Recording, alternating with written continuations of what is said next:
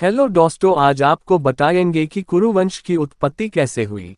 पुराणों के अनुसार ब्रह्मा जी से अत्रि, अत्रि से चंद्रमा, चंद्रमा से बुध और बुध से इलानंदन पुरूरवा का जन्म हुआ। पुरूरवा से आयु, आयु से राजा नहुष और नहुष से ययाति उत्पन्न हुए। ययाति से पुरु हुए। पुरु के वंश में भरत और भरत के कुल में राजा कुरु हुए। कुरु के वंश में शांतनु का जन्म हुआ। शांतनु से गंगानंदन भीष्म उत्पन्न हुए। उनके दो छोटे भाई और थे, चित्रांगद और विचित्रवीर्य। ये शांतनु से सत्यवती के गर्भ से उत्पन्न हुए थे। शांतनु के स्वर्गलोक चले जाने पर भीष्म ने अविवाहित रहकर अपने भाई विचित्रवीर्य के राज्य का पालन किया। भीष्म महाभारत के प्रमुख पात्रों में से एक हैं। ये महाराजा शांतनु के पुत्र थे। अपने पिता को दिए गए वचन के कारण इन्होंने आजीवन ब्रह्मचर्य का व्रत लिया था। इन्हें इच्छा मृत्यु का वरदान प्राप्त था।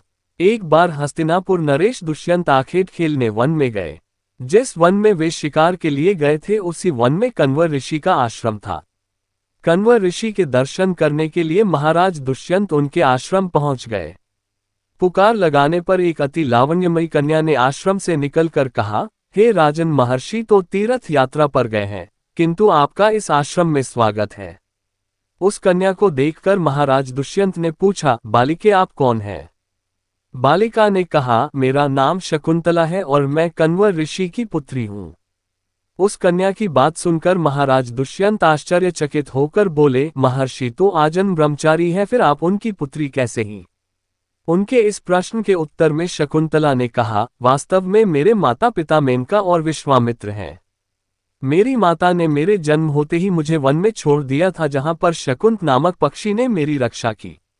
इसीलिए मेरा नाम शकुंतला पड़ा। उसके बाद कण्वर ऋषि की दृष्टि मुझ पर पड़ी और वे मुझे अपने आश्रम में ले आए। उन्होंने ही मेरा भरण पोषण किया।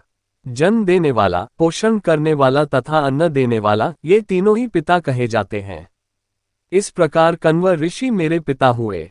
शकुंतला के वचनों को सुनकर महाराज दुष्यंत ने कहा, शकुंतले, तुम क्षत्रिय कन्या हो। यदि तुम्हें किसी प्रकार की आपत्ति न हो तो मैं तुमसे विवाह करना चाहता हूं। शकुंतला भी महाराज दुष्यंत पर मोहित हो चुकी थी, अतः उसने अपनी स्वीकृति प्रदान कर दी। दोनों ने गंधर्व विवाह कर लिया। कुछ काल महाराज दुष्यंत ने शकुंतला के साथ विहार करते हुए वन में ही व्यतीत किया। फिर एक दिन वे शकुंतला से बोले, प्रियतमे, मुझे अब अपना राजकार्य देखने के लिए हस्तिनापुर प्रस्थान करना होगा। महर्षि कण्व के तीर्थ यात्रा से लौट आने पर मैं तुम्हें यहां से विदा कराकर अपने राजभवन में ले जाऊंगा। इतना कहकर महाराज ने शकुंतला को अपने प्रेम के प्रतीक के रूप में अपनी स्वर्ण मुद्रिका दी और हस्तिनापुर चले गए। एक दिन उसके आश्रम में दुर्वासा ऋषि पधारे। महाराज दुष्यंत के विरह में लीन होने के कारण शकुंतला को उनके आगमन का ज्ञान भी नहीं हुआ और उसने दुर्वासा ऋषि का यथोचित स्वागत सत्कार नहीं किया।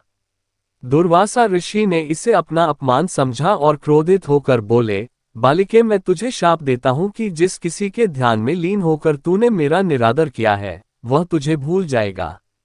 दुर्वासा ऋषि के शाप को सुनकर शकुंतला का ध्यान टूटा और वह उनके चरणों में गिरकर क्षमा प्रार्थना करने लगी। शकुंतला के क्षमा प्रार्थना से द्रवित होकर दुर्वासा ऋषि ने कहा, अच्छा, यदि तेरे पास उसका कोई प्रेम चिन्ह होगा तो उस चिन्ह को देख, उसे तेरी स्मृति हो आएगी। महाराज दुष्यंत से विवाह से शकुंतला गर्भवती हो गई थी। कुछ काल पश्चात कण्वर ऋषि तीर्थ यात्रा से लौटे, तब शकुंतला ने उन्हें महाराज दुष्यंत के साथ अपने गंधर्व विवाह के विषय में बताया।